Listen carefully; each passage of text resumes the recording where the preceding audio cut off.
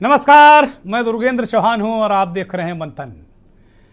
तुम्हें गैरों से कब फुर्सत, हम अपने गम से कब खाली, चलो अब हो चुका मिलना, न तुम खाली न हम खाली। मरहूम अमर सिंह समाजवादी पार्टी के बहुत दिग्गज नेता हुआ करते थे।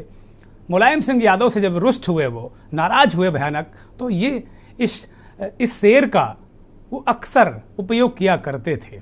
अब आज की घटना या घटनाक्रम के बाद मैं इस शेर को थोड़ा परिवर्तित या यूं कहें कि परिमार्जित कर रहा हूं। और परिमार्जन के बाद मैं ये कहना चाह रहा हूं कि तुम्हें गैरों से अब फुर्सत, हम अपने गम से भी हैं खाली, चलो अब हो गया मिलना, तुम भी खाली और हम भी खाली।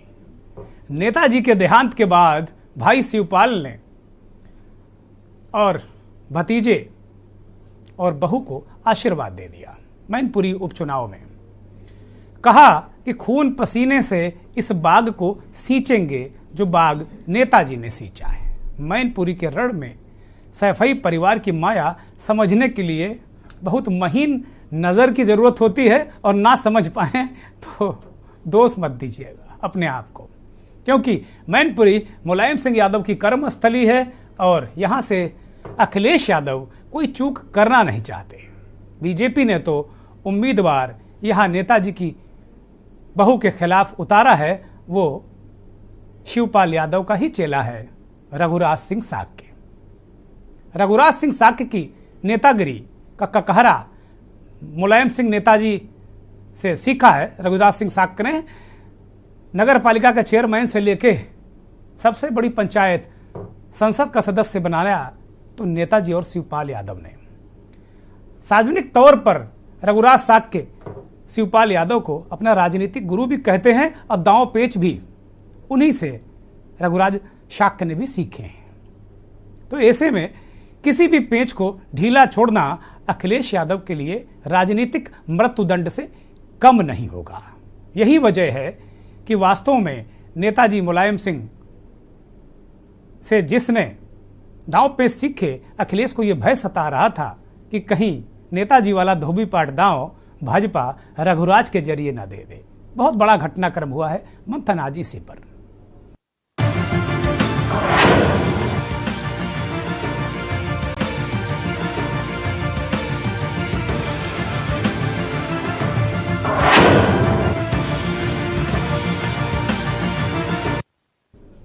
धरतीपुत्र मुलायम सिंह, नेताजी मुलायम सिंह, उनके निधन से खाली हुई मैनपुरी लोकसभा सीट, ये उत्तर प्रदेश में है। यहाँ 5 दिसंबर को उपचुनाव है। आज जब हम इस कार्यक्रम मंथन में आपके सामने हैं, तो इससे ठीक 17 दिन बाद ये यहाँ का चुनाव होना है। इन 17 दिनों में सैफई वालों को वो तस्वीर देखने को मिलेगी जो 2017 से देखने को नहीं मिली। अखिलेश यादव ने शिवपाल यादव से सैफई में आज सुबह सुबह मुलाकात की। खबर यह है कि वो सीधे लखनऊ से अपनी पत्नी डिंपल यादव के साथ निकले और जा पहुंचे अपने चचा, शिवपाल यादव को इटावा सैफई मैनपुरी में चच्चा कहते हैं, चचा शिवपाल सिंह यादव के घर पे सीधे उनके ड्राइंग रूम में पहुंचे। शिवपाल यादव के साथ उनके बेटे आदित्य यादव थे। आदित्य बहुत कम ही अपने पिता के साथ इस तरह नजर आते हैं, और राजनीतिक तौर पर तो बिल्कुल नहीं। ये शायद मुझे लगता है कि शिवपाल सिंह यादव अखिलेश यादव के साथ में, डिंपल यादव या यूं कहें शिवपाल सिंह अखिलेश के साथ में पहली बार ये आदित्य यादव की इस तरह की तस्वीर हम लोगों को देखने को मिली। ये आपकी स्क्रीन पर है। ये तस्वीर बहुत कुछ कहती है। साथ में शिवपाल यादव का ट्वीट भी है। वो कहते हैं कि जिस बाग को नेताजी ने बनाया, जिस बाग को नेताजी ने सींचा, वो भी इसे खून पसीने से सींचेंगे। ये तस्वीर शिवपाल यादव ने ट्वीट की, और इससे पहले अखिलेश यादव ने भी, ये सबसे पहले यूं कहें कि सबसे पहले अखिलेश यादव ने ये तस्वीर अपने चाचा के साथ मुलाकात की तस्वीर ट्विटर पर साझा करके उन्होंने कहा कि परिवार और मैनपुरी सब एक साथ हैं। ये संकेत और संदेश देने की कोशिश की गई। डिंपल यादव शिवपाल के घर पहुंची तो सर पर पल्लू और बिल्कुल संस्कारी बहू के रूप में, वैसे भी बहुत संस्कारी है डिंपल यादव, इसमें कहीं कोई संदेह नहीं है। तो ये पूरा देखने को मिला, यानी कि जो काम नेताजी जीते जी नहीं करा पाए वो उनके ना रहने के बाद अखिलेश यादव और शिवपाल यादव आपस में जो पुरानी अनबन थी उसको मिटाते दिख रहे हैं में मेरा खास जोर इसलिए है कि अभी आगे ये देखने वाला होगा कि शिवपाल यादव जो जिस बात को सींचने की बात कर रहे हैं वो अपने कौल पर कितना कायम रहते हैं। और बंद कमरे में 1 घंटे तक अखिलेश यादव और शिवपाल यादव में जो मुलाकात हुई है 1 to 1, उसमें आदित्य यादव और डिम्पल यादव नहीं थी। इस मुलाकात में क्या बातें हुई, क्या रोड मैप तय हुआ समाजवादी पार्टी को लेकर, ये बहुत सारे सवाल हैं जिन पर सिर्फ कयास लगाए जा सकते हैं। मुलायम सिंह के निधन के बाद ये माना जा रहा था कि चचा भतीजे सारी अदावत भुलाकर एक साथ आ जाएंगे। मुलायम सिंह के अंतिम संस्कार को लेकर जब अस्थि कलश विसर्जन और शांति पाठ तक अखिलेश यादव और शिवपाल यादव में सामंजस्य और तालमेल दिखा, इसके बाद कयास लग रहे थे कि चचा भतीजे के बीच तल्खियां मिट गई हैं और मुलायम कुनबा या यादव परिवार एक बार फिर से एकजुट है। लेकिन डिम्पल यादव के मैनपुरी से उपचुनाव में नामांकन दाखिल करते वक्त ना तो शिवपाल दिखे और ना ही उनके बेटे आदित्य। खबर थी कि आदित्य यादव वहाँ हैं, लेकिन वो खबर सही नहीं निकली और वहाँ दोनों नहीं थे। तो इसके बाद कयास लगाए जाने लगे कि शिवपाल सिंह यादव नाराज हैं। बीजेपी ने सपा के गढ़ मैनपुरी में सेंध लगाने के लिए शिवपाल के चेले रघुराज साक्य को उतार दिया। रघुराज साक्य शिवपाल यादव के करीबी हैं, वो सपा के टिकट पर 2 बार MP और 1 बार MLA भी रह चुके हैं। समाजवादी पार्टी छोड़कर वो शिवपाल की पार्टी प्रगतिशील समाजवादी पार्टी में चले गए थे और 2022 में वो उत्तर प्रदेश विधानसभा चुनाव से पहले बीजेपी में शामिल हो गए थे। रघुराज साक्य ने जब नामांकन दाखिल करने से पूर्व वो सैफई में नेताजी के जहां उनका अंतिम संस्कार किया गया था, समाधि स्थल कहेंगे, वहां पर गए और उन्होंने वहां फूल चढ़ाए। नेताजी के अंतिम संस्कार स्थल पर जाकर उन्होंने फूल चढ़ाया और वहां नमन किया और आशीर्वाद लिया कि भाई नेताजी का आशीर्वाद तो मेरे साथ है ही। इसके बाद उन्होंने कहा था कि वे शिवपाल यादव से वास्तव में बहुत कुछ उन्होंने सीखा है, शिवपाल सिंह यादव से, और उन्हें अपना राजनीतिक गुरु भी बताया। लेकिन लाख टके का सवाल ये है कि क्या अखिलेश यादव अपने चाचा को भी साथ लेकर चल पाएंगे? क्या उन्होंने जो काम विधानसभा चुनाव के दौरान नहीं किया, क्या वो करेंगे? जानकार तो अलग अलग तरीके से बातें कह रहे हैं कि ये सब अगर साल की शुरुआत में कर लेते तो सरकार सपा की होती और गढ़ में सपा की बुनियाद के पत्थर ना हिलते। खैर, हम मंथन कर रहे हैं और अखिलेश कुल मिलाकर अगर इसका लब्बो लबाब कहा जाए तो यही कहा जाएगा कि लौट के घर अखिलेश आए, चाचा को अब भतीजे भाए। रघुराज सिंह की बाइट सुनिए जो उन्होंने नामांकन से पूर्व कहा था। पूरी जनता की, मैं तो सैफई परिवार से, क्योंकि वो क्षेत्र में हर व्यक्ति से आशीर्वाद लूंगा। सैफई के जितने लोग हैं सबसे, क्योंकि हम वोट उनसे, हम प्रत्याशी हैं, तो हमारा फर्ज बनता है कि सबसे आशीर्वाद लेने का काम। हमारे मतदाता हैं, सब लोग मतदाता हैं, तो मैं सबसे आशीर्वाद लेने का काम करूंगा। सबके पास जाऊंगा, सबसे आशीर्वाद लेने का काम करूंगा। माताओं से, बुजुर्गों से, बहनों से, सबसे जाने का काम करूंगा। समाजवादी पार्टी अपना गढ़ बताती है और डिम्पल यादव को भी सामने खड़ा किया। गढ़ किसने बनाने का काम किया? जनता ने। जनता से बड़ी कोई अदालत नहीं होती। बताओ, जनता के सामने कभी ऐसी बातें कही जाती है? जनता जनार्दन बहुत बड़ी होती है। गढ़ तो जनता का होता है। जनता, मैंने कहा सबसे बड़ी अदालत जनता है। अब जनता की अदालत में लोग आए हैं, जनता फैसला करने का काम करेगी। जनता ने बड़े बड़े किले गिराने का काम किया है और छोटे छोटे रिक्शे चालक को, उनको बैठाने का काम किया है। तो जनता की अदालत, हम जनता के बीच में आए, हमारा किसी से कोई मनमुटाव नहीं है। जैसे किसान के बेटे को सम्मान देने का काम किया, ये लड़ाई मैनपुरी की जनता लड़ने का काम करेगी। मैनपुरी जनता के रघुराज साक्य नहीं जीते हैं, मैनपुरी की जनता जीतने का काम करे। परिवर्तन रघुराज साक्य नहीं करेंगे, मैनपुरी की जनता करने का काम। तो हम लोग जनता की अदालत में आए, सबसे प्रणाम करूंगा, सबसे प्रणाम कर रहा हूँ, आपके माध्यम से भी प्रणाम कर रहा हूँ। इस किसान के बेटे को आशीर्वाद दें, ये आपकी सेवा ज्यादा करने का काम करें।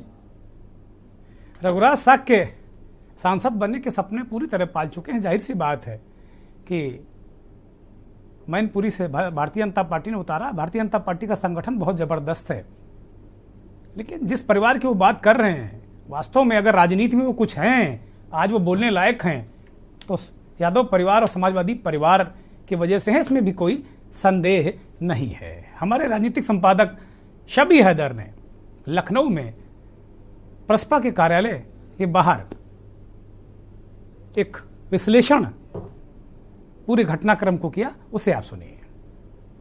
महज 7 महीने पहले हम यहीं खड़े थे, जगह यही थी और समाजवादी पार्टी की तरफ से एक चिट्ठी जारी की गई थी जिसमें शिवपाल यादव से कहा गया था कि वो जहां जाना चाहें वहां जा सकते हैं। मामला विधायक दल की बैठक को लेकर था। समाजवादी पार्टी ने शिवपाल यादव को नहीं बुलाया था और शिवपाल यादव नाराज हो गए थे। कहते हैं दुनिया गोल है, तो जाहिर सी बात है उत्तर प्रदेश भी गोल होगा और आज वो गोलाई अखिलेश यादव को एक बार फिर शिवपाल यादव के घर तक लेकर गई। अखिलेश यादव शिवपाल यादव के घर पहुंचे, रिश्तों पे जमी जो बर्फ थी वो छट गई और शिवपाल यादव ने ऐलान कर दिया कि वो डिम्पल यादव को चुनाव न सिर्फ लड़ाएंगे बल्कि चुनाव जिताएंगे। उन्होंने ट्वीट भी किया और एक बगिया को सींचने की बात कही कि नेताजी मुलायम सिंह यादव ने जिस बगिया को लगाया था वो उसे अपने खून पसीने से सींचेंगे। निश्चित तौर पर वो बगिया समाजवादी पार्टी है, वो बगिया मुलायम सिंह यादव की राजनीतिक विरासत है और वो बगिया अखिलेश यादव हैं। क्या शिवपाल यादव बिल्कुल बिना किसी जो है वो लाग लपेट के डिम्पल यादव को चुनाव लड़ाएंगे? ये बिल्कुल क्लियर हो गया है। अब डिम्पल यादव चुनाव जीतेंगी, कितने वोटों से जीतेंगी ये देखने वाली बात होगी। लखनऊ में कैमरा पर्सन राहुल के साथ के न्यूज़ के लिए शबी हैदर। आपने सुना कि समाजवादी पार्टी कार्यालय के बाहर शबी हैदर ने वो तारीख भी याद दिलाई जहां से एक चिट्ठी जारी हुई थी इसी समाजवादी पार्टी कार्यालय से कि आपके रास्ते आप जहां चाहें जा सकते हैं। मेरे मन में बार बार यही सवाल अभी आ रहा था, जब मैं मंथन के लिए आ रहा था स्टूडियो में, तो बार बार मेरे सामने यही सवाल आ रहा था कि आखिर वो कौन सी एक चीज़ है जो शिवपाल यादव को परिवार से और पार्टी से बांधे हुए है। तो एक कौन सी वो चीज़ है, क्योंकि इतना बात जगह जगह उन्होंने खुद को अपमानित फील किया, उसको व्यक्त भी किया, लेकिन ऐसी कौन सी चीज़ है, ऐसी कौन सी बात है जो अंततः अखिलेश भी घूम फिर कर चचा के पास आए और चचा भी कहीं गए नहीं। ऐसा नहीं है, एक से एक नेता ऐसे हैं जिनको दूसरे दलों में ठिकाना मिल जाता है। शिवपाल तो बहुत बड़े नेता हैं। ये सवाल अभी जो पैनल में हमारे साथ मेहमान जुड़े हैं उनसे लेंगे, परिचय कराते हैं मेहमानों का। शैलेश जी हमारे साथ दिल्ली से जुड़े हैं, बहुत ही वरिष्ठ पत्रकार, जाने माने संपादक, देश के तमाम बड़े मीडिया संस्थानों को स्थापित करने वाले, उन्हें चलाने वाले। शैलेश जी बहुत स्वागत, बहुत अभिनंदन और बहुत बहुत आभार आपका के न्यूज़ को वक्त देने के लिए, हमें वक्त देने के लिए। जाने माने पत्रकार, राजनीतिक विश्लेषक और हमारे बहुत ही करीबी मित्र बिलाल सब्जवारी साहब हमारे साथ जुड़े हुए हैं। बिलाल भाई बहुत स्वागत, बहुत अभिनंदन और बहुत आभार आपका। भारतीय जनता पार्टी के नेता, प्रखर प्रवक्ता प्रशांत कुमार उमराव साहब हमारे साथ जुड़े हैं। उमराव साहब बहुत स्वागत, बहुत अभिनंदन और बहुत आभार आपका। समाजवादी पार्टी का पक्ष बहुत मजबूती के साथ में और इधर कुछ तीखे शब्दों का भी प्रयोग करने लगे हैं। मनोज यादव जी बहुत वरिष्ठ नेता हैं, उनका भी बहुत स्वागत, बहुत अभिनंदन और बहुत आभार। नमस्कार। प्रगतिशील समाजवादी पार्टी से राजेश यादव जी हमारे साथ जुड़े हैं। राजेश जी बहुत स्वागत, बहुत अभिनंदन, बहुत आभार, बहुत धन्यवाद। पिछली डिबेट में राजेश जी थे तो राजेश जी ने कहा था कि भाई परिवार एक होगा, बड़े ऑप्टिमिस्टिक थे राजेश जी। और आज जब अखिलेश यादव शिवपाल यादव के घर गए, वहाँ सब मिला बैठी हो गई परिवार में, शिवपाल जी बगिया सींचने को भी तैयार हो गए, तो दृश्य ही बदल गया। शैलेश जी का अनुभव बहुत है, लंबा है, हम लोगों से बहुत वरिष्ठ हैं और बहुत लंबा अनुभव है। चर्चा की शुरुआत शैलेश जी से करते हैं। शैलेश जी, जो बात मैं अभी कह रहा था ओपनिंग इंट्रो में कि वो कौन सी बात है, बहुत सारे मैंने देखा कि जिन नेताओं की बहुत राजनीतिक हैसियत नहीं है वो भारतीय जनता पार्टी में अच्छे पद पा गए हैं दूसरे दलों से भाग के। शिवपाल यादव लगता है अब गए, लेकिन जाते नहीं हैं वो। बहुत सारा, मतलब मैं मनोज यादव जी को ठीक नहीं लगेगा, लेकिन कई जगह अखिलेश यादव और शिवपाल यादव जब एक दूसरे के प्रति बहुत अच्छा जेस्चर नहीं दिखा अखिलेश यादव की तरफ से, और ये कहा गया, शिवपाल यादव ने उसको फील किया, खुद को अपमानित भी महसूस किया, लेकिन उसके बाद भी वो इस उम्मीद में थे कि भाई देखिए कोई ना कोई जिम्मेदारी तो मिलेगी। वो कौन सा ऐसा फैक्टर है शैलेश जी? जी धन्यवाद, आपने मुझे इस प्रोग्राम में बुलाया, इसके लिए बहुत उपयुक्त सवाल आपने किया है और बहुत ज़रूरी सवाल है। और इससे उत्तर प्रदेश की राजनीति और जो पिछड़ों की राजनीति और समाजवादियों की जो राजनीति चल रही थी उस पर एक रोशनी पड़ती है। आप देखें कि शिवपाल यादव अगर बीजेपी में चले जाएंगे, बहुत सारे लोग कहते हैं कि उनको बहुत कुछ मिल जाएगा। क्या मिलेगा? मैक्सिमम ये मिलेगा कि वो पार्लियामेंट या विधानसभा में जाना चाहें तो जा सकते हैं। बहुत मुश्किल ही है कि उनको मंत्री भी बनाया जाए, क्योंकि जब मंत्री बनाने की बारी आती है तो दूसरे लोगों को मिल जाता है। बिहार में आपने देखा, लालू के 1-2 सहयोगी गए, लेकिन वो जो है कहीं से भी उनको एक सांसद या मंत्री वगैरह से ऊपर का कुछ नहीं मिला। तो वैसे ही शिवपाल यादव जी अगर चले जाएंगे बीजेपी में तो उनको उससे ज्यादा नहीं मिलेगा जो उनको अभी समाजवादी पार्टी में मिला हुआ है। रही बात, ये जो रस्साकसी है वो बहुत दिनों से चल रही है। मुलायम सिंह जी के जीवन में ही ये इसकी शुरुआत हो गई थी। जब पहली बार मुख्यमंत्री बने थे अखिलेश, तब भी ये सब चलता रहा कि पार्टी में वर्चस्व किसका होगा, नंबर 2 कौन होगा। और मुलायम सिंह ने बहुत सावधानी से, बहुत समझदारी से अपने जीवन में ही बेटे को अपना उत्तराधिकार सौंप दिया। तो इसलिए शिवपाल जी अगर मुलायम सिंह के उत्तराधिकारी बनना चाहें तो संभव नहीं है। वो क्या कर सकते हैं? तो वो कुछ क्षेत्रों में थोड़ा बहुत नुकसान कर सकते हैं समाजवादी पार्टी का, खासतौर पे यादव वाले क्षेत्रों में, कुछ और जगहों पे भी कर सकते हैं। तो ये नुकसान करने के बदले में उनको कुछ ज्यादा नहीं मिलने वाला। वो जितना वो समाजवादी पार्टी में रह के पाल लेंगे, उनको पिछली बार भी टिकट तो दिया है उन्होंने विधानसभा से भी, जसवंत नगर इटावा मैनपुरी में ही है जहां से वो जीते हैं। तो दोनों को एक दूसरे की जरूरत है।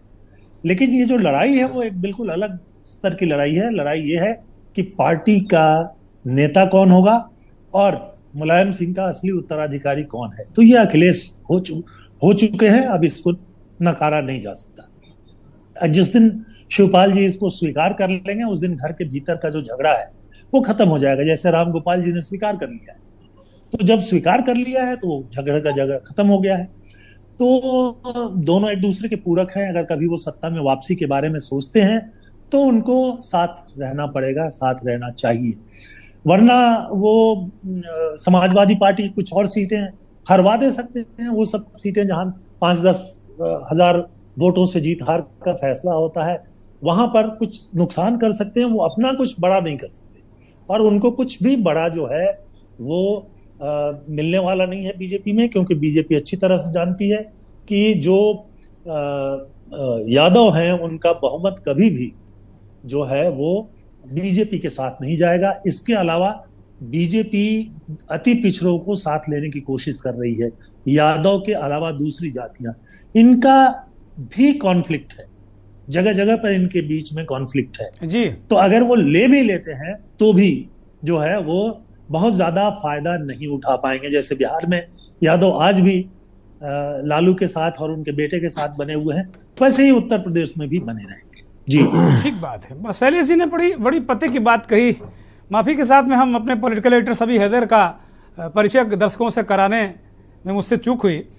हमारे राजनीतिक संपादक शबी हैदर साहब भी हमारे साथ जुड़े हुए हैं और ये जो गुणागणित है शबी हैदर जी हमें बताया करते हैं बीच बीच में कि अब ये हो गया, अब ये हो गया। बहुत पुराने लंबे वक्त से समाजवादी पार्टी और समाजवादी आंदोलन को वो देखते रहे हैं। शबी जी, शैलेश जी ने बड़ी महत्वपूर्ण बातें कही कि भाई कुल मिलाकर उनको क्या मिलेगा, क्या नहीं मिलेगा, क्यों नहीं जाना चाहते, उनकी हैसियत अभी ज़्यादा बड़ी है भारतीय जनता पार्टी में। शिवपाल यादव पिछली बार भी कह रहे थे कि भाई मुझे कुछ नहीं चाहिए, चुनाव से पहले भी कह रहे थे मुझे कुछ नहीं चाहिए, और वो बाकायदे मुझे कई बार आपने भी बात की और हम कई बार अन्य हमारे सहयोगियों ने बात की शिवपाल यादव से चुनाव से पहले 22 के, उस वक्त भी वो कहा करते थे कि भाई मैंने अखिलेश को नेता मान लिया, मैंने अखिलेश को नेता मान लिया, चिल्ला चिल्ला के चीख चीख कर वो कह रहे थे। उसके बाद भी ये जो डेडलॉक है ये बना हुआ था। एक मेरा इसका बहुत छोटा सा जवाब चाहता हूं सभी आपसे। और दूसरा कि जो आज का घटनाक्रम हुआ, ये राजनीतिक घटनाक्रम है या पारिवारिक घटनाक्रम है, और क्या दोनों तरफ से वो ट्रस्ट लेवल बिल्ड हो पाएगा? सभी हैदर, बड़ा महत्वपूर्ण सवाल है। अनम्यूट करिए सभी आपको।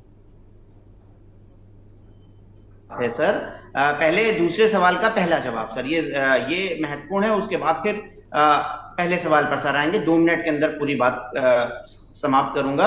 अगर मैनपुरी लोकसभा की बात की जाए, जैसा आपने बताया सर, बिल्कुल सही डिट्टू ऑब्जर्वेशन है। 3-4 दिन तक सब कुछ बिल्कुल सामान्य था और बिल्कुल जो बॉडी लैंग्वेज थी, जो फ्रिक्वेंसी थी, सब लोग एक प्लेटफॉर्म पे थे, कहीं कोई 19-20 दिखाई नहीं दे रहा था। क्योंकि मंच से भी हमने देखा जब नेताजी का पार्थिव शरीर मंच पर रखा था और उसके बाद आप तो वहां अंतिम संस्कार में थे सभी जी। तो एक बार अगर रामगोपाल यादव ने माइक लेकर जो है जनता के जो वहां पर जो अपना आए थे उनको श्रद्धांजलि देने के लिए उनको अगर समझाया था, तो दोबारा शिवपाल यादव ने भी उनको समझाया था। तो चीजें सब कुछ बिल्कुल ठीक ठाक चल रही थी। और अगर हम जाहिर सी बात है सर, निधन के बाद चुनाव होना था, ये सबको पता है। समाजवादी पार्टी ने अपना एक इंटरनल सर्वे कराया था मैनपुरी लोकसभा में, जिसमें जो सबसे बड़े उम्मीदवार और सबसे बड़े चेहरे के तौर पर जो नाम आया था समाजवादी पार्टी के इंटरनल सर्वे में, वो शिवपाल यादव का था। दूसरे नंबर पर डिंपल यादव थी और तीसरे नंबर पर तेज प्रताप यादव थे। अखिलेश शिवपाल यादव ये मानकर चल रहे थे कि वो समाजवादी पार्टी के टिकट पर मैनपुरी से लोकसभा का चुनाव लड़ेंगे। शुरुआत में बहुत सारी जो है इस तरीके की बातें आई थी, लेकिन फिर बाद में ऐसा क्या हुआ, कौन सी स्थितियां परिस्थिति बदली, कौन सा गणित हुआ, शिवपाल को हटाया गया, डिंपल यादव को लाया गया, तेज प्रताप भी 2-3 दिन के लिए नाराज रहे। लेकिन अभी जो अंतर्गतता है वो सारी चीजें ठीक हैं। और आज जिस तरीके से अखिलेश यादव शिवपाल जी के घर गए हैं, 20 मिनट तक उन्होंने इंतजार किया है शिवपाल के घर पर। वो किसी कार्यक्रम में किसी स्कूल थे, यानी कि वो बिना बताए गए हैं। लखनऊ से अखिलेश यादव पहुंचे हैं, मैनपुरी से डिंपल यादव ने उनको ज्वाइन किया है। उसके बाद 10 मिनट का जो है 10 मिनट की बातचीत के बाद एक फोटो सेशन हुआ है और सब लोग अपने अपने रास्ते। ये जो फैसला है पूरा शिवपाल यादव का, वो निश्चित तौर के ऊपर आदित्य यादव का इस फैसले में काफी योगदान है। आदित्य यादव प्रसपा के प्रदेश अध्यक्ष हैं और जो शिवपाल जी की वाइफ हैं, यानी कि आदित्य जी की जो मां है, उनका दबाव किसी भी कीमत में परिवार के साथ है। शिवपाल यादव अपनी एक आइडेंटिटी और एक अपनी सारी चीजों को लेकर जाना चाहते थे। फिरोजाबाद में चुनाव लड़ चुके हैं, 90,000 वोट मिले थे और जो पूरी सारी चीजें थी, ये समाजवादी पार्टी की इंटरनल पॉलिटिक्स हो गई। अगर हम मैनपुरी के आंकड़ों की बात करें, एंटी यादव के तौर के ऊपर भारतीय जनता पार्टी पूरे चुनावी जो रणनीति है उनकी, उसको आगे लेकर जाएगी। 9 लाख वोट हैं दूसरी जातियों के, इसमें ब्राह्मण हैं, इसमें सभी गणित पर मुझे लगता है थोड़ा सा दूसरे राउंड में बात करें, बाकी लोगों को शामिल कर लें। भारतीय जनता पार्टी के प्रवक्ता प्रशांत जी को चर्चा में शामिल करते हैं। प्रशांत जी, कोई डेडिकेटेड आपका पुराना कार्यकर्ता मैनपुरी में डिंपल यादव के खिलाफ लड़ाने के लिए आपको नहीं मिला? रघुराज साग के आमतौर पर आप लोग आयातित, जो आपके पास आयातित मिसाइलें होती हैं उनका उपयोग खूब बढ़िया करते हैं। क्यों ऐसा भाई? वहां क्या संगठन नहीं है भारतीय जनता पार्टी? क्या वहां भारतीय जनता पार्टी नहीं है? वहां के कार्यकर्ता वो भी उम्मीद लगाए होंगे हम भी कहीं एमपी बनेंगे, एमएलए बनेंगे। देखिए, सभी पार्टियां किसी भी चुनाव में जिस व्यक्ति को टिकट देती हैं अपने हिसाब से जिताऊ उम्मीदवार को देती हैं। और पिछले 2 चुनाव में 14 और 19 में जनरल इलेक्शन में हमने प्रेम सिंह साकी को टिकट दिया था और पिछली बार उन्होंने बहुत अच्छा फाइट किया। 90-95 हजार वोट से ही वो उनको पराजय हाथ लगी थी। चूंकि रघुराज सिंह साकी जी भारतीय जनता पार्टी में शामिल हुए थे विधानसभा चुनाव के पहले, वहां के मजबूत नेता हैं, साकी समाज के बड़े नेता हैं, 2 बार सांसद रहे, 1 बार विधायक रहे, आपने भी बताया। उस आधार पर उनका चयन पार्टी के शीर्ष नेतृत्व ने, संसदीय बोर्ड ने और हमारी चुनाव समिति ने किया है। और चूंकि मैनपुरी हम कभी उस सीट पे कभी जीते नहीं थे, वो हमारा कमजोर सीट रही है, तो निश्चित तौर पर हम ऐसे उम्मीदवार की तलाश करते हैं जो वहां पर टक्कर दे सके और जो वहां पर जीत हासिल कर सके। और जहां जहां हमारी पार्टी मजबूत नहीं थी, चाहे उत्तर प्रदेश ही नहीं, बाहर भी जगहों में, हमारा टारगेट है कि उस सीट पर जीत हासिल करना। और दूसरी पार्टी का भी व्यक्ति आता है, अगर हमारी विचारधारा को स्वीकार करके पार्टी में शामिल होता है तो हमारा ही हो जाता है। पार्टी का जैसे विस्तार हुआ, आवश्यक नहीं कि सभी। प्रशांत जी, जो आज ये घटनाक्रम हुआ, अखिलेश यादव शिवपाल यादव के घर गए, कभी वो तस्वीरें आपने भी देखी होंगी कि जब मुलायम सिंह यादव, अखिलेश यादव जब यात्रा कर रहे थे रथ से 2022 में, उस वक्त अखिलेश यादव को लग रहा था कि सरकार आ गई उनकी, तो शिवपाल को हत्थे पर बैठने की भी जगह मुश्किल से मिली थी। वो और जब शिवपाल जी मिलने गए थे तो बड़ी वो तस्वीरें भी आपने देखी होंगी। आज की तस्वीरें वो तस्वीरें, तब शिवपाल याचक की भूमिका में थे और आज अखिलेश यादव चाचा से कुछ मांगने गए थे, याचक की भूमिका में थे। इस पर क्या टिप्पणी है आपकी? शिवपाल जी समाजवादी पार्टी के सिंबल पे ही विधायक हैं, पहले भी सपा के सिंबल पे ही विधायक रहे, 6 बार से विधायक उनके अखिलेश जी के सगे चाचा हैं और उनका एक ही परिवार, एक ही खून है, तो ऑब्वियस मिलेंगे, उसी पार्टी में ही रहेंगे, उसमें कोई ऐसी कोई विशेष बात तो है नहीं। हालांकि उनकी नाराजगी काफी समय नहीं, से वो चल कह रही रहे थी, थे वो लेकिन अलग हो गए थे। अखिलेश यादव ने बाकायदे चिट्ठी जारी की थी, भाई आप आपके रास्ते अलग हैं। ओम प्रकाश राजभर और शिवपाल यादव के साथ साथ चिट्ठी जारी की थी, तो अब रास्ते तो बिल्कुल अलग हो गए थे। लेकिन इस राजनीतिक घटनाक्रम को आप कैसे देखते हैं? भारतीय जनता पार्टी राजनीतिक रूप से इसे कैसे देखती है? परिवार तो ठीक है, मिले जुले खूब आपस में एक थाली में खाएं, उससे क्या लेने देना किसी को, अच्छी बात। ये तो उम्मीद थी कि शिवपाल जी सपा के सिंबल पे विधायक है, समाजवादी पार्टी के ही नेता रहे, भले उन्होंने अपनी अलग पार्टी बना ली है, तो देर सवेर उन्हीं के साथ ही जाएंगे, क्योंकि मुलायम सिंह जी नहीं है। भारतीय जनता पार्टी अपने कैंडिडेट पर विश्वास करती है, अपने काम पर। प्रशांत जी मान चुके हैं कि भाई शिवपाल जी जाएंगे ही। राजेश जी, बिल्कुल। प्रसपा के राष्ट्रीय महासचिव वरिष्ठ नेता राजेश जी हमारे साथ जुड़े हैं। राजेश जी, ऐसा क्या चक्कर घुमाया आप लोगों ने कि अखिलेश यादव चचा के पास जा पहुंचे? देखिए, मैंने कल भी पिछली बार भी कहा था माननीय शिवपाल सिंह यादव जी ने एक ही बात उनके अंतर्मन में चुभती है, जब माननीय अखिलेश यादव और शिवपाल सिंह के बीच के बिचौले जो है वो दूरी बढ़ाना शुरू करते हैं। वो स्वाभाविक होता है, सगा चाचा सगा भतीजा, ये क्या चक्कर है कि बीच के लोग जो अजीब टाइप के लोग हैं, जो पार्टी को कमजोर करना चाहते हैं, वो एक दूरी बनाना चाहते हैं। मैंने आपसे पिछले शो में भी कहा था कि अगर वो लोग शांत हो जाएं तो चाचा भतीजा बहुत मजबूती से एक हो जाएंगे और आने वाले चुनाव में समाजवादी पार्टी का बहुत बड़ा किला वहां पर बन जाएगा। मुझे पूरी उम्मीद है कि चाचा भतीजे का आज का मिलन ये कल का पार्लियामेंट के चुनाव का टेलर है और बहुत भारी बहुमत से हमारी। राजेश जी, दोनों अपने उसमें कायम रहेंगे, दोनों रहेंगे। हालात ऐसे हैं कि दोनों रहेंगे, क्योंकि जब बीच के लोग हट जाएंगे तो उनके तो दिल मिले मिलाए हैं, सगे चाचा सगे भतीजा। ठीक बात, बीच के दलाल हट जाए तो कोई दिक्कत नहीं आएगी। बहुत बड़ी बात राजेश जी ने बहुत बड़ी बात कही कि भाई दोनों वक्त की जरूरत है दोनों को। एक ब्रेक का इशारा हो रहा है, हमारे सहयोगी कह रहे हैं भाई एक ब्रेक ले लीजिए, फिर बाद में चर्चा करिएगा। तो ब्रेक के बाद मनोज यादव समाजवादी पार्टी के प्रवक्ता और बिलाल सब्जवारी साहब राजनीतिक विश्लेषक, दोनों से बात करेंगे। आप देख रहे हैं के न्यूज, खबरों का सारथी। देखें कौन नया खिलाड़ी आया है, समझा देते हैं, प्यार से समझाएंगे। ये तो अपनी जुबान है। जुबान एक हो तो दिल भी एक होने चाहिए। विमल बोलो जुबान केसरी।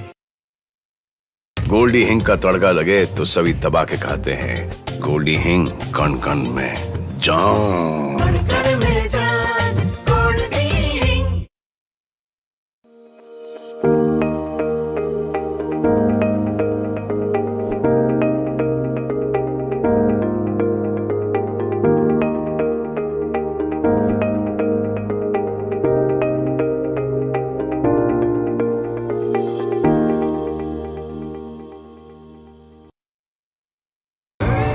देखें कौन नया खिलाड़ी आया है, समझा देते हैं, प्यार से समझाएंगे। ये तो अपनी जुबान है। जुबान एक हो तो दिल भी एक होने चाहिए। विमल बोलो जुबान केसरी। आप देख रहे हैं के न्यूज, खबरों का सारथी।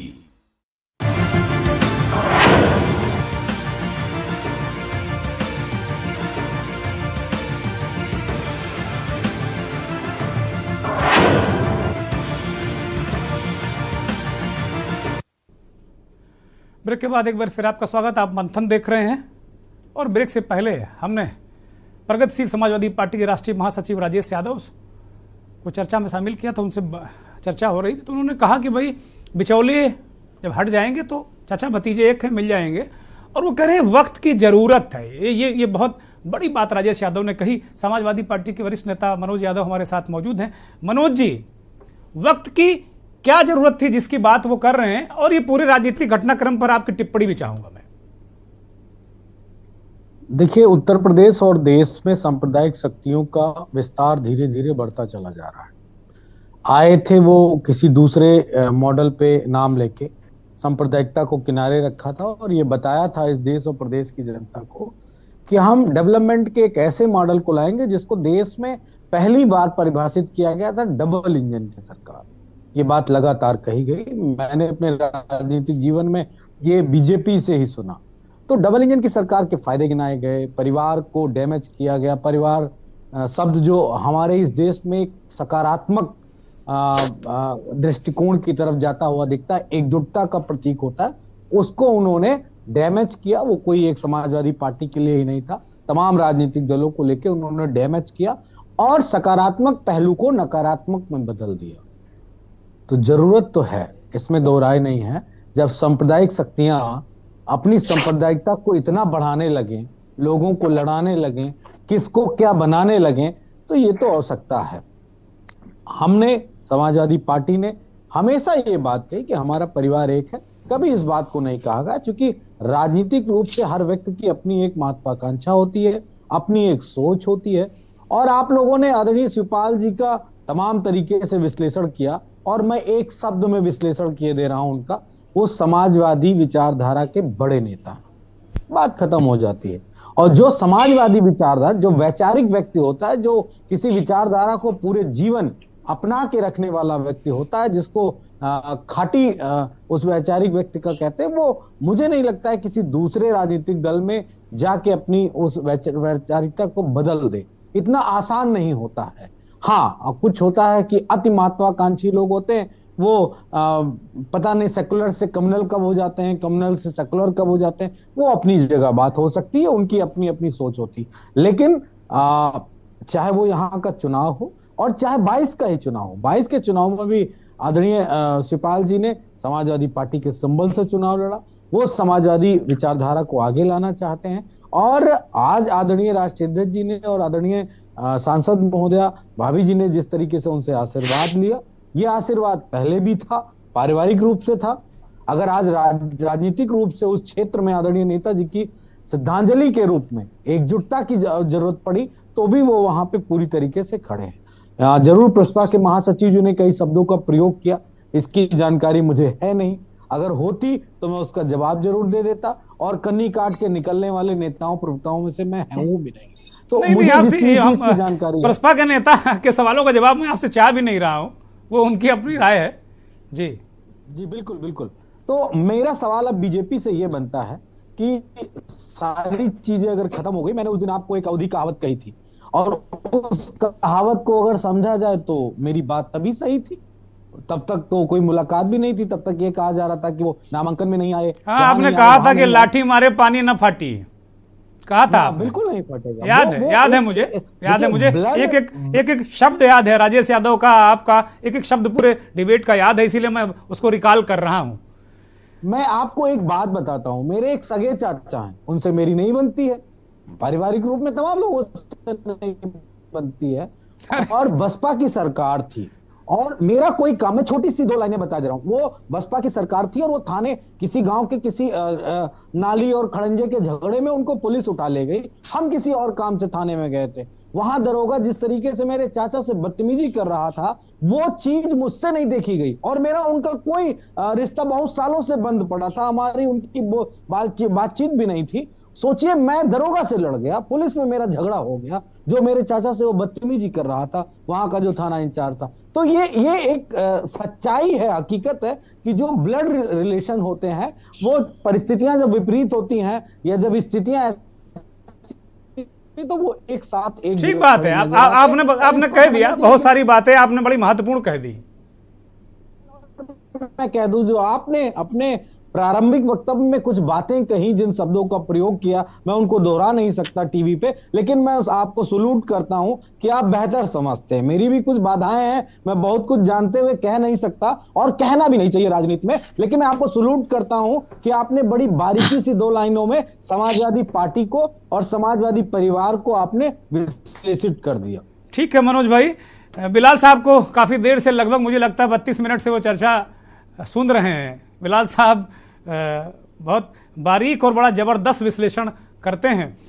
बिलाल साहब, मैनपुरी की क्या स्थितियां बन गई थी कि जो अखिलेश यादव हाथ नहीं रखने देते थे वो सीधे हाथ फैलाकर पहुंच गए आज? देखिए दुर्गेंद्र जी, आपके पिछले कार्यक्रम में शायद आपको याद हो कि मैंने कहा था कि भावनाएं इस सीट पर मुलायम सिंह यादव परिवार के साथ हैं, लेकिन जो स्ट्रैटेजी होती है, जो समीकरण है, उसको अंडरस्टिमेट नहीं करना चाहिए। आपने कहा था कि स्ट्रैटेजी और सेंटिमेंट्स मसला ये आपने परिभाषित किया था, मुझे याद है। जी जी जी। तो उस कार्यक्रम में मेरा उद्देश्य यही था कि बहुजन समाज पार्टी, भारतीय जनता पार्टी और नाराज शिवपाल यादव अगर एक प्लेटफॉर्म पर आ जाते हैं इंटरनल, तो समाजवादी पार्टी के लिए बहुत बड़ी चुनौती हो सकती है।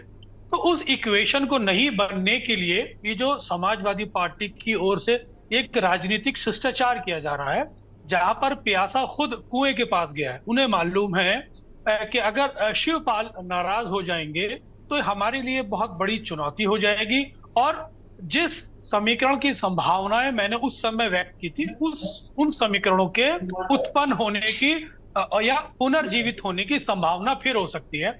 और सवाल आज दिक्कत क्या है कि बगिया की बात सब लोग कर रहे हैं, दरअसल उस बगिया के अंदर माली 2 हैं। एक अखिलेश माली है, उस बगिया पे सींचना चाहते हैं, एक शिवपाल सींचना चाहते हैं। शिवपाल भी उस बगिया के माली के रूप में अपने आप को स्थापित करना चाहते हैं, और अखिलेश नैसर्गिक माली अपने आप को समझते हैं। तो दरअसल तो यहाँ पर ये प्रॉब्लम्स आई थी।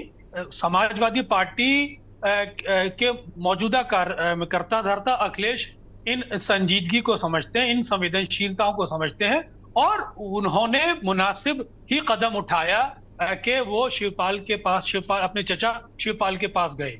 और ये मजबूरी है, ये एक राजनीतिक शिष्टाचार के साथ एक मजबूरी है कि भाई अगर इस परिस्थितियों में भी वो किसी तरह भी डिंपल यादव की छवि, समाजवादी पार्टी की छवि या मुलायम सिंह यादव की विरासत को स्टेक पर नहीं लगा सकते।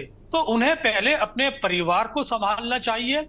अगर वो परिवार को संभाल पाते हैं तभी वो इस सीट पर कुछ दावा कर पाएंगे।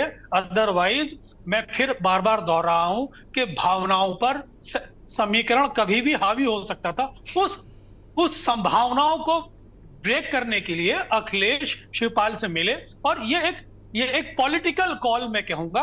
ये कहना कि बिलाल साहब एक छोटा सा मेरा सवाल इस बीच ये है कि क्या अखिलेश यादव को शिवपाल यादव जी के करीब ले जाने का कारण रघुराज साक्य भी हो सकते हैं, क्योंकि भाजपा ने सपा के ही तुनीर में जो तीर रहा है उसी को निकाल के फायर कर दिया है।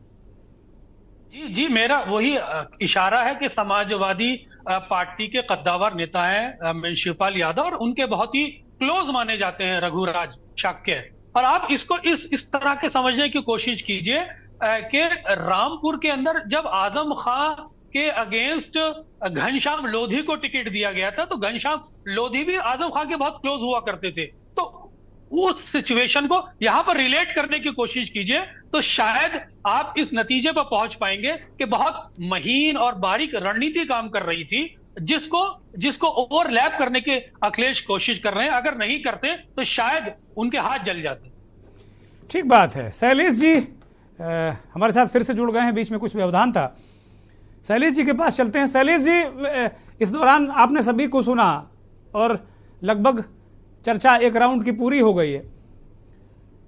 ये जो चुनाव के दौरान, मैनपुरी उपचुनाव के दौरान, चूंकि उत्तर प्रदेश में रामपुर का भी चुनाव है, आजम साहब दिग्गज नेता हैं, लेकिन उसकी चर्चा उतनी नहीं हो रही, हल्का फुल्का लोग छूकर चले जा रहे हैं, मुख्यधारा के मीडिया में भी और जो रीजनल मीडिया है उसमें भी। इसी तरीके से खतौली का उपचुनाव हो रहा है, वहाँ मदन भैया लड़ रहे हैं आरएलडी के टिकट पे। उधर जो विधायक जी थे सैनी जी, विक्रम सैनी, उनकी पत्नी लड़ रही चुनाव, विक्रम सैनी जी को सजा हो गई इसलिए वो डिबार हो चुके हैं। लेकिन चर्चा सारा फोकस मैनपुरी पर है और होना भी चाहिए, क्योंकि जो उत्तर प्रदेश की सबसे बड़ी विपक्षी पार्टी है समाजवादी पार्टी, उसकी क्या दशा और दिशा होगी 2024 में, इसको लेकर सबका जो एक तरीके से दृष्टिकोण जो निगाहें लगी हुई हैं। लेकिन मैनपुरी एक बड़ा संकेत और संदेश देगी, क्या ऐसा आप मानते हैं? और जो ये परिवार के लोग करीब आए, राजनीतिक शक्ति एकजुट कर रही समाजवादी पार्टी, अखिलेश यादव खास तौर पर, क्या ये आगे इस तरह की स्थितियां रहने वाली हैं, ऐसा आप देख रहे हैं शैलेश जी? देखिए, आप मैनपुरी को अलग तरह से हमें देखना चाहिए। मुझे जहां तक ध्यान में है 1984 के बाद से लगातार लगभग सारे यादव ही यहाँ से जीते हैं। बलराम सिंह यादव एक बड़े नेता थे कांग्रेस के, वो जीतते थे। फिर उसके बाद वो समाजवादी पार्टी में मुलायम सिंह जी के साथ आ गए, वो भी जीतते रहे। तो ये माना जाता है कि मुलायम सिंह के परिवार के लिए ये सीट जो है वो अजेय है। लेकिन पिछले कुछ वर्षों में जो स्थितियां हैं वो बदली।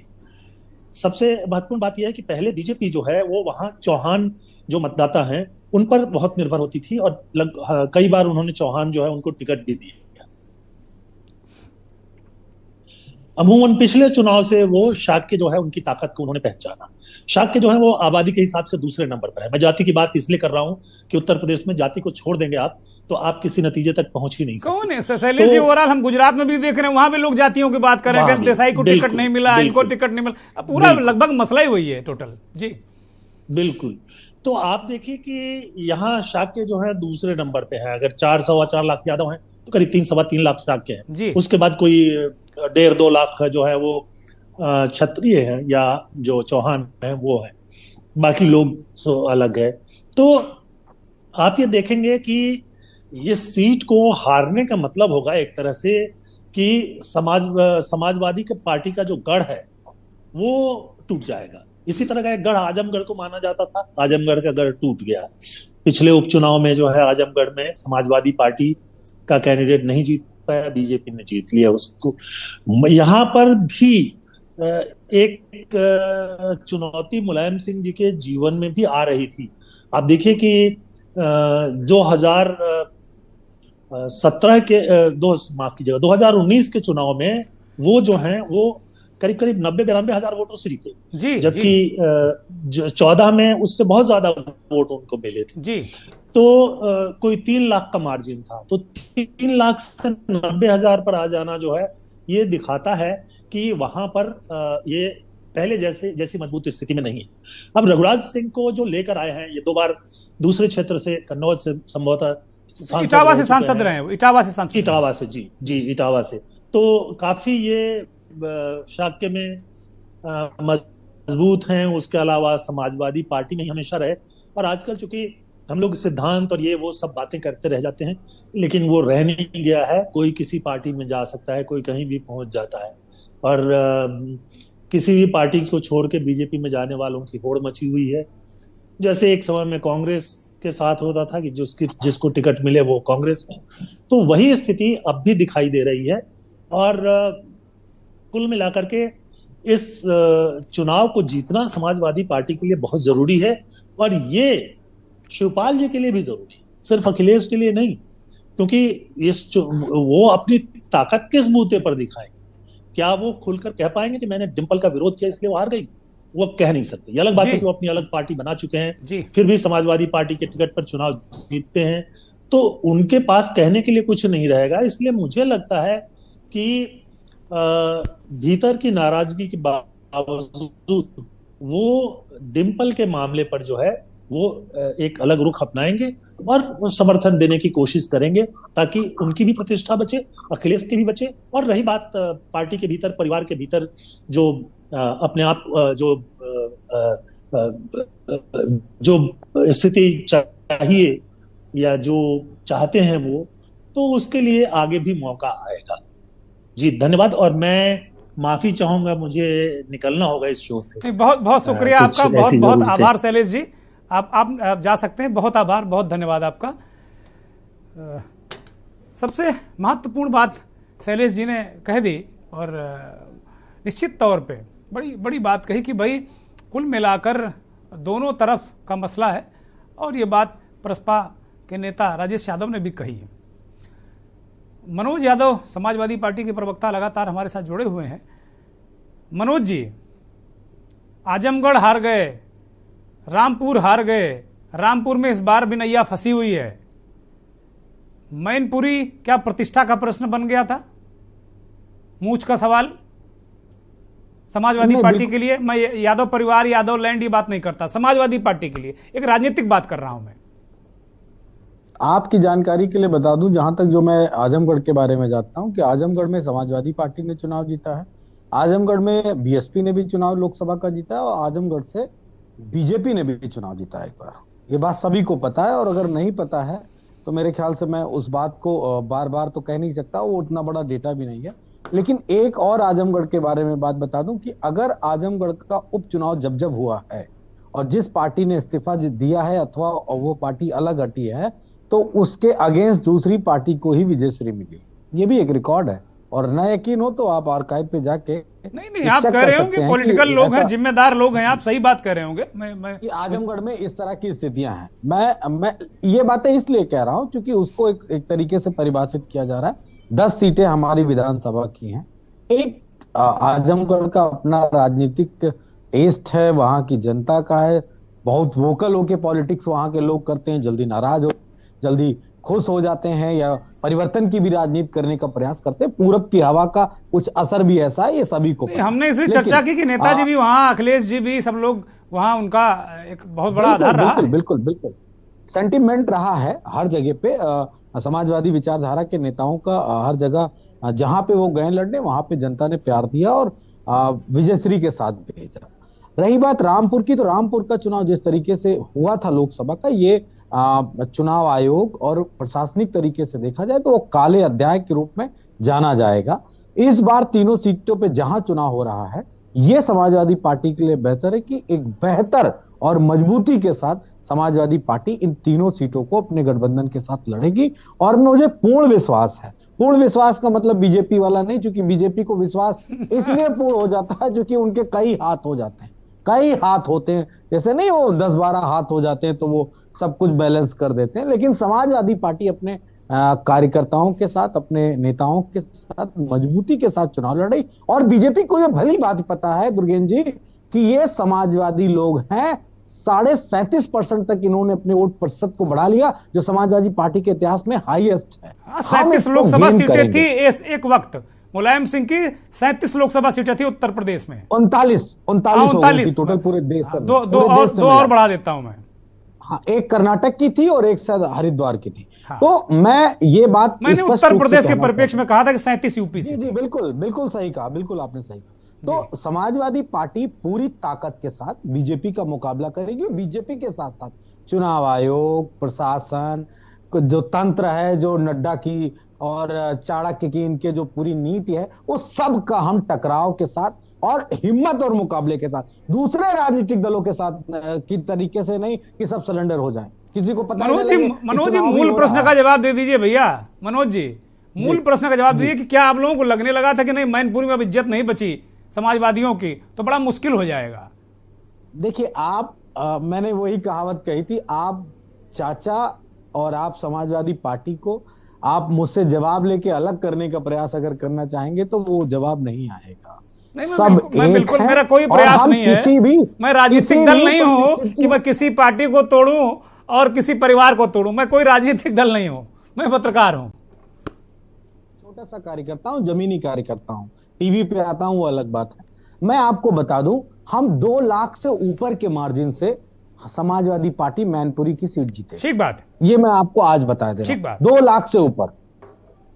प्रशांत जी के पास चलते हैं। प्रशांत जी, ये मनोज यादव ने दावा भी कर दिया कि भाई 2 लाख से ऊपर ये जीतेंगे, और ये कह रहे हैं कि भाई अब जो पिछली बार आप लोगों ने जीत लिया, तो आजमगढ़ को वो कह रहे हैं कि भाई बार बार गढ़ मत कहो, वहां उपचुनाव जिसकी जो सांसद रहता है उसकी विरोधी वाली पार्टी ही जीतती रही, इतिहास रहा है। और रामपुर में आप लोगों ने खूब बेईमानी की, शुद्ध भाषा में अगर कहें तो वहां सारे तंत्र का प्रयोग किया आप लोगों ने, जो लोकसभा का चुनाव होता। इस बार विधानसभा का चुनाव चाहे खतौली हो, चाहे रामपुर हो, चाहे लोकसभा मैनपुरी हो, समाजवादी पार्टी और उसके सहयोगी बहुत अच्छा प्रदर्शन करेंगे। हालांकि मदन भैया वहां से लड़ रहे हैं, आज मदन भैया की उम्मीदवारी पर भी उंगलियां बीजेपी की तरफ से उठाई गई हैं। प्रशांत उमराव जी, देखिए, ये 2014 के बाद से ही विपक्ष लगातार इस तरह के आरोप लगाता रहा है, चाहे ईवीएम पे हो या चुनाव आयोग पे हो या अन्य संवैधानिक संस्थाओं पर हो। और ये पहली बार नहीं है। जहां जहां अगर विपक्ष कहीं कोई चुनाव जीत जाता है तो कहता है ठीक है, हमारी नीतियों की जीत हुई है। अन्यथा जब वो चुनाव हार जाते हैं तो कहते हैं कि वहां पे ईवीएम में मैनेज कर दिया गया। तो ये चीजें हमारे लिए नई बात नहीं, इसको जनता ने भी स्वीकार करना मना कर दिया है। जनता पे भी इस पे कोई असर नहीं पड़ता और हम तो इसको कोई जवाब देना, इस चीज को वैल्यू भी नहीं समझते हैं। दूसरी बात खतौली की बात है। खतौली में जो उनके उम्मीदवार थे अभिषेक चौधरी जी, वो संभावित उम्मीदवार थे, टिकट भी मांग रहे थे। वो नाराजगी से, चूंकि वहां पे बाहरी कैंडिडेट दे दिया गया, वो भी अरवली छोड़ के चले गए हैं। तो ऐसा नहीं कि हम कोई आजमगढ़ कोई तुक्के से जीत गए हों या रामपुर कोई तुक्के से जीत गए। लगातार हम जनता के बीच में रह करके काम करते हैं, 24/7 जनता के बीच में सेवा कार्य करते हैं। ऐसा नहीं कि हम हमारे नेता चुनाव के बीच में ना जाएं, कार्यकर्ताओं का प्रचार करने ना जाएं और हमारे कार्यकर्ता और कैंडिडेट शिकायत करें कि हमारे नेता चुनाव प्रचार करने नहीं आए और बाद में हार जाए तो उसके बाद हम कहें कि नहीं देखो, ये तो चुनाव आयोग ने बेईमानी कर दी, प्रशासन ने बेईमानी कर दी। तो ये चीजें स्वयं में व्यक्ति को सुधार करना चाहिए, बजाय कि दूसरों पर आरोप प्रत्यारोप कर। प्रशांत जी कह रहे हैं कि 2 लाख से मैनपुरी जीतेंगे, इस पर हम आपकी टिप्पणी चाह रहे हैं। देखिए, दावा तो सभी लोग, सभी दल करते हैं, उनका अधिकार है लोकतंत्र में, वो कितने भी जीते हैं। जब पिछली बार खाली 95,000 से जीत पाए तो मनोज यादव ने बड़ा बैलेंस आंकड़ा बताया है, हाका नहीं है ये। मतलब ऐसा नहीं कहा कि 5 लाख और 7 लाख से जीत लेंगे, आंकड़ा बहुत बैलेंस है। प्रशांत जी, बात हो तो वो सपा के प्रवक्ता हैं तो अपनी बात कहेंगे, ऑब्वियस है। ये तो कोई पार्टी का जो प्रवक्ता है। तो आपका कोई दावा है? नहीं, हमारा कोई दावा नहीं। हम जीतने के लिए लड़ रहे हैं और जीत होती है, हार जीतने के लिए तो ओम प्रकाश राजभर के रमाकांत यादव भी लड़ रहे हैं, वो भी कह रहे हैं हम जीत रहे हैं। जीतने को तो दावा सभी करेंगे भाई, हारने के लिए कौन चुनाव लड़ता है। लेकिन आप बहुत बड़ी पार्टी हैं, विश्व की सबसे बड़ी राजनीतिक पार्टी है, उनका भी कोई कैलकुलेशन होगा, लेकिन हम जीतेंगे, भारी अंतर से चुनाव जीतेंगे। अभी अब वो डिपेंड करता है कि कितना वोट परसेंटेज होता है। ठीक बात, वो सारे फैक्टर होते हैं, कोई आप कैलकुलेटर ऐसा नहीं चुनाव के पहले नहीं बता सकते इतने वोट जीते हैं। ठीक बात, क्या होता है बाई इलेक्शन में कई बार परसेंटेज भी कम हो जाता है, वोटिंग परसेंटेज। प्रशांत जी कोई दावा नहीं करना चाहते, राजेश यादव जी। मनोज यादव दावा कर रहे हैं, अब आप कर रहे हैं कि भाई चचा भतीजे एक आ गए, तो क्या स्थिति बन रही वहां पे? क्या प्रतिष्ठा सम्मान समेत बचा पाएंगे? जी सुन लीजिए, शिवपाल सिंह जी इटावा विशेषकर पश्चिमी उत्तर प्रदेश के एक बहुत बड़े नेता है और मैं बता देना चाहता हूं कि इटावा की सीट को निर्विरोध जिताने का दम केवल शिवपाल सिंह यादव में था, जिला पंचायत की सीट को। और वही करिश्मा आप देखिएगा इस लोकसभा सीट में आदरणीय अखिलेश यादव की वाइफ बहुत वोटों से जीतेंगी। मैं तो 2+ कह रहा हूं, 2 लाख के ऊपर जीतेगी, क्योंकि इसका समीकरण पूरी तरीके से शिवपाल सिंह जी बना चुके हैं। उन्होंने कल ही कहा है कि हम सभी पीछे वाले रिकॉर्डों को तोड़ देंगे। तो वो एक चाणक्य है, वो जानते हैं कि सरकार कैसे बनती है और सरकार कैसे गिराई जाती है। सरकार चलाने का काम शिवपाल सिंह ने एक बार नहीं हजारों बार किया है। प्रचार में कब से जा रहे हैं राजेश जी? शिवपाल जी प्रचार में कब से निकल रहे हैं? शिवपाल सिंह प्रचार में निकल चुके हैं। हमको लगता अब तक वो 1-1.5 हजार फोन कर चुके हैं लोगों के पास और वो लगभग पूरी तरीके से। शरीर कब जाएंगे बहुरिया को लेके डोर टू डोर? फोन तो शिवपाल जी इतने टेक सेवी नहीं है कि वो करेंगे। वो बहुरिया नहीं है, वो सांसद रह चुकी है, वो तो अपनी जगह जाएंगे। शिवपाल सिंह रह चुके होंगे, नहीं शिवपाल जी की तो बहुरिया हैं। हाँ, शिवपाल जी की बहुरिया है और उनकी इज्जत दांव पे लगी है कि अगर बहुरिया कम वोटों से जीती तो उनकी इज्जत जाएगी, इसीलिए वो रिकॉर्ड मतों से उनको जिताएंगे। ठीक बात, बहुत बड़ी बात। राजेश यादव ने बहुत बड़ी बात कही कि भाई ये बहू के साथ ससुर की भी प्रतिष्ठा दांव पे लगी कि बहू की अगर जीत का अंतर कम होगा तो ससुर की प्रतिष्ठा पर भी बट्टा लगेगा। बिलाल साहब, संक्षिप्त में, चूंकि मंथन अंतिम चरण में है, मेरा जो मूल प्रश्न था वो, मनोज यादव जी तो खैर सिंहासन से बंधे हैं, वो सीधे जवाब देंगे नहीं, मैं बहुत उनको प्रेस भी नहीं कर रहा हूं, क्योंकि सिंहासन का मसला है। जैसे 20 पितामह बंधे थे, मनोज यादव भी बंधे हैं, कोई दिक्कत नहीं।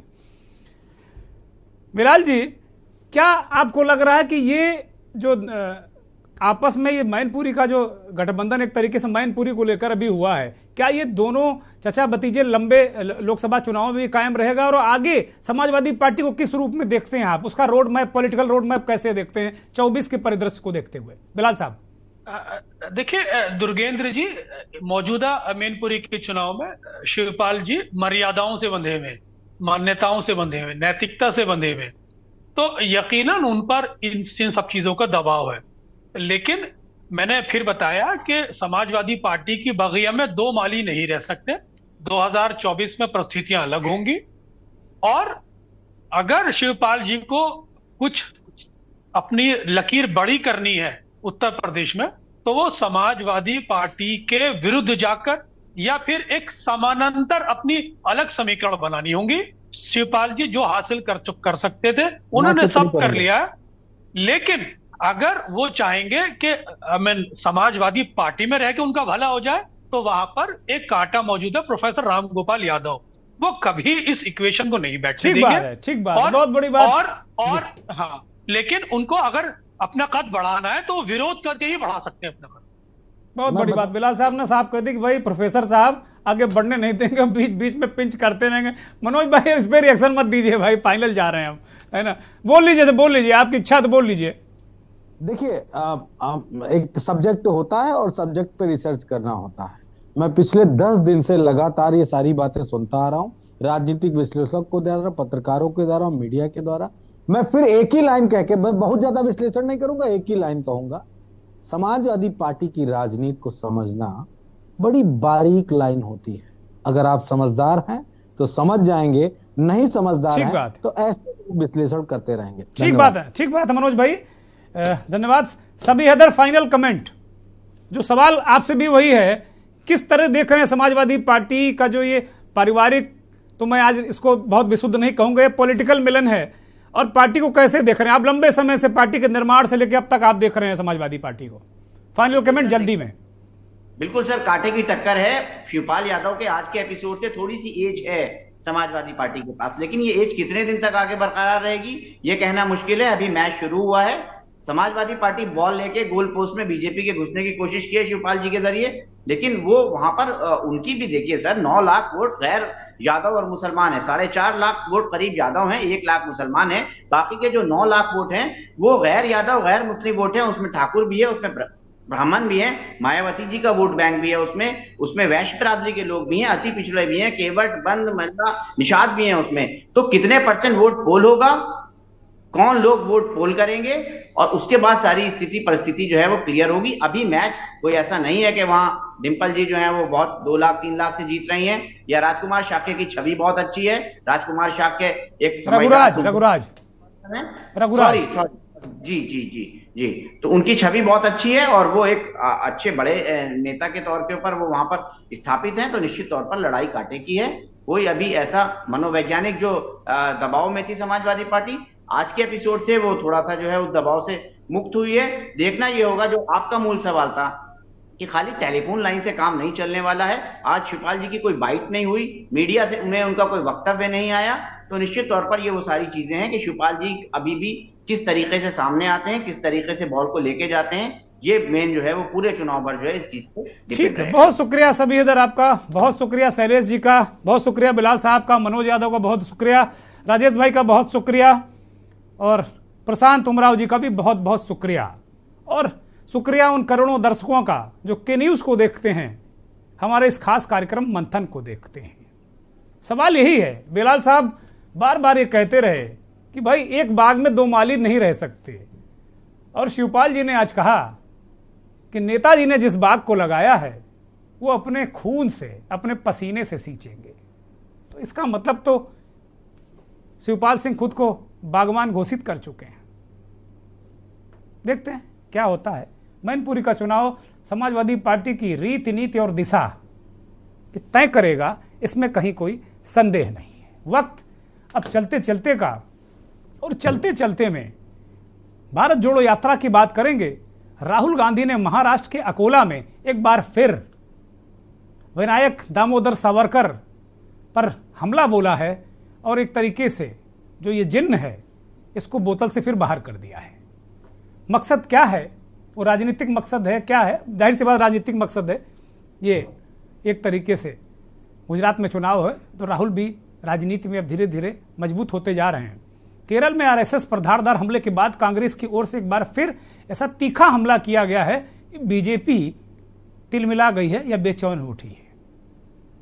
राहुल गांधी ने महाराष्ट्र के अकोला में एक प्रेस कॉन्फ्रेंस की, किस तरह हमले किए वो देखिए और मुझे इजाजत दीजिए। बहुत बहुत धन्यवाद, नमस्कार।